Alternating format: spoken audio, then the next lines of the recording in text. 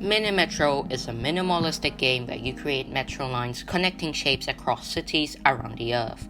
Its simple yet challenging mechanics make it one of the best games around.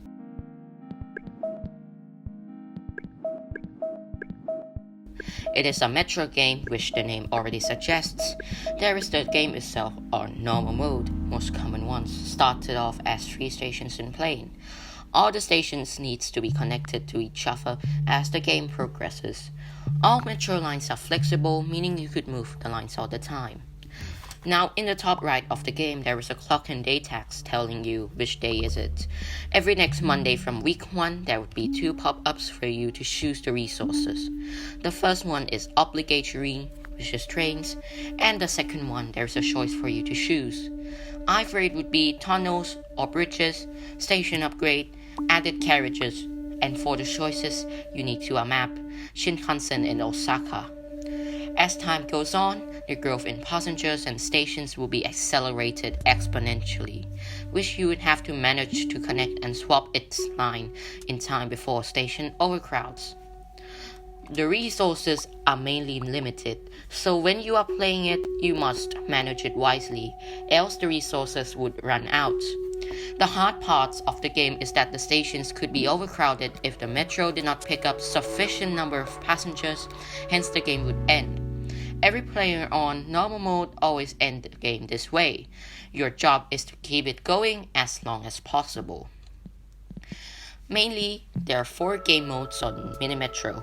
First is normal mode, which we explained already above.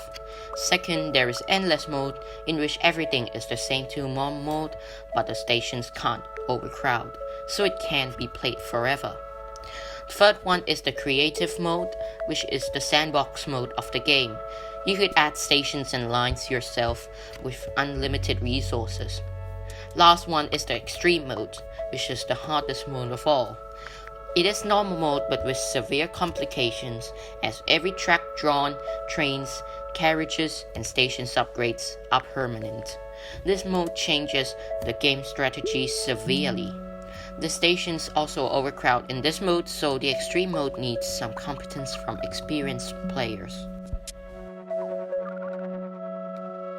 Let's talk about UI and ambiance now. The graphics are mostly minimalistic, with definitive angles in the game polygon. Also, the metro line shapes in the game are also restricted at 45 degrees. These rules are, I believe, to resemble the metro map more than it is already. People remember the game in this way. The designs of the game is its identity. The sound ambiance in the game is quite controversial though, so we're gonna listen to it now.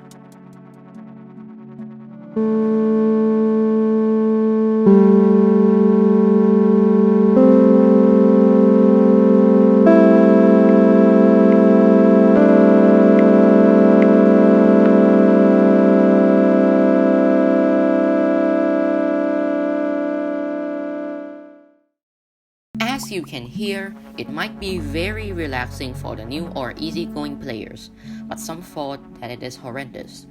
Worst of all, the game itself have an insufficient choice for sound in the game, so you would have to close all the sound in the game, including the metro and bustling sound of shapes. This ruined an experience quite a bit for some enthusiastic players. This is the thing to improve on for Mini Metro.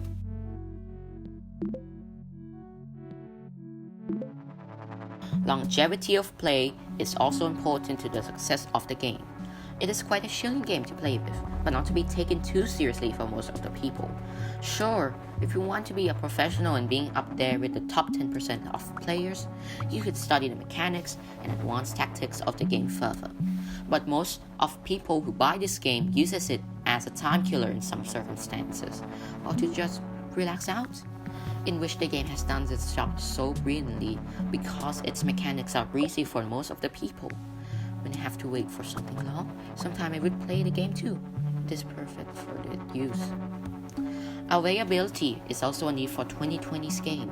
If it lacks on that, why would people play it, as it is unwelcome in the first place for indie games? Mini Metro gets you covered on that. They have almost 30 official maps, which is all the time you would take to play it casually. Normally, to unlock the next map, you would have to score 300 to 800 passengers on the earlier map.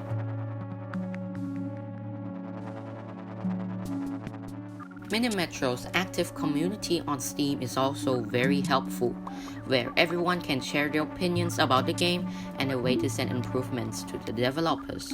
The game in the past years added community maps onto the PC version of the game, in which everyone can create their city's metro map and let other people place it. Some like Amsterdam and Venice is my favorite because its functionalities and challenge are just creative. I am sure more than 150 cities are in the game now because of normal players across the world, making the city collections extensive and universal. The developer even offers a set of data packs for players to create cities easily.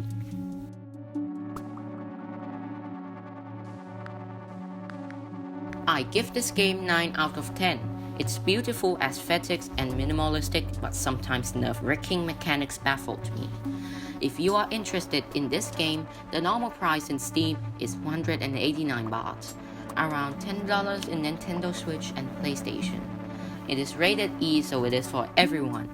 11 out of 10 would play this for now and in the near future. Thanks for watching and goodbye.